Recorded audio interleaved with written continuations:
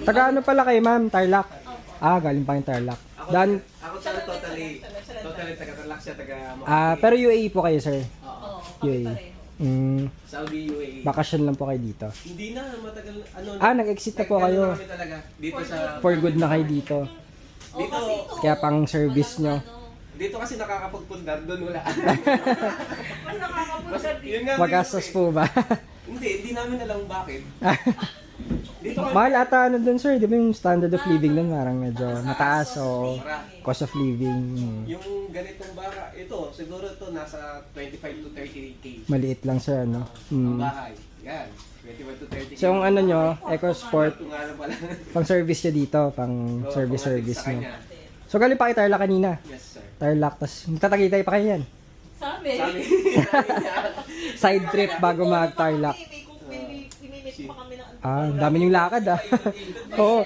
Tsaka magkakalayo po yun. Punta kayong sa Tipolo, Tagaytay, balik kayo ng Tarlac, pa north. Dito talagang sinusulit namin yung ano namin. Punta kayo east, tas south, tapos north.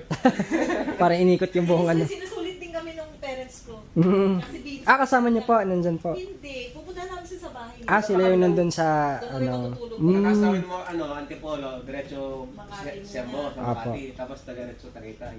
Balik na kayo. Kailan kayo Tarlac bukas na? Bukas na rin. Pauwi. Pagod na. Enjoy nyo muna yung unit nyo. Ayan, siya yung gusto mong makita. Gusto mo niyang makita. Mas mabait ang boses mo, sabi ko. Ang boses mo. Sir, paintay lang po. Kayo po yung sa EcoSport, no? Yes po. Yung sa silver. Po. Karoon kasi ata ng dapat tomorrow pa ata. Pero patapos na rin naman po, andun na sa... Nakita nyo na po ba? Nasa detailing. Nakita nyo na po. Patapos na rin daw po, i-check lang namin. Sige po. Sige. Wait lang po saglit, Okay lang po. Sige po. Yan, so meron tayong mga for releasing today. Isa na yung kinasir, yung 2016 na EcoSport na silver, trend, automatic. So, ito. Yan. So, pakita ko yung usual SOP natin, yan, sa group chat. So, lahat po yan, dumadaan. Transmission. Yan. Transmission. Tapos, ano pa itong mga ibang ginawa? Ito yung mga PMS. Kasi naka-line up yan guys. So, kita nyo yung mga units dito, hanggang labas. Puno. Yung iba nasa detailing, yung iba nasa paint shop. Yung iba, meron tayo dun sa workshop. At binababa yung mga transmission, pinacheck yung mga engine. Tapos, syempre, yung final step natin is yung testing ng unit. So, yan, pinapakita namin sa inyo yung process namin. Checking ng unit, tapos yung transmission. Ito, tulad niyan, nasa paint shop. Pinapasama na rin namin yan yung mga gas-gas para yung magiging next owner is talagang gagamitin na lang nila.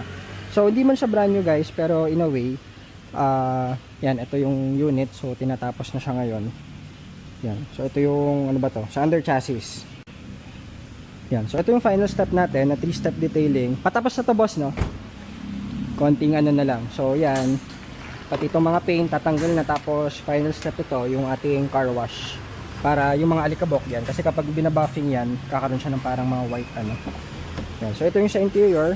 Papatanggal lang din natin to, yung seat cover. Tapos, yan. Fresh unit to, 2016 model. And, full SOP natin. Kasama po yan. So, ito yung final step. At i-release na po natin today itong 2016 na trend natin yun. So hindi pa siya tapos guys, di pa yan naka wash, pero kita nyo napacking tab na ng unit. Pati ito may mga pinaretouch din kami dito, pati yung mga gulong bago pa, makapal pa. And yan, ito ayusin pa yan. So yan, so ito yung 2016 guys, meron pa tayo ibang units available, pwede kayo mag check dito sa showroom.